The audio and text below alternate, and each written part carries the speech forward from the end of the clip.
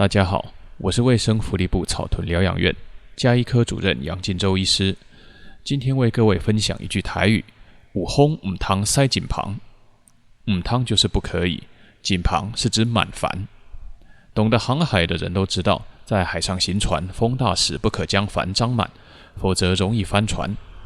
有风唔通塞井旁是劝人在得意的时候应该要谦虚自守，不可骄傲忘形，忘记了周遭可能遭遇到的危险，否则容易遭受到挫败。跟满招损，谦受益，意思是相近的。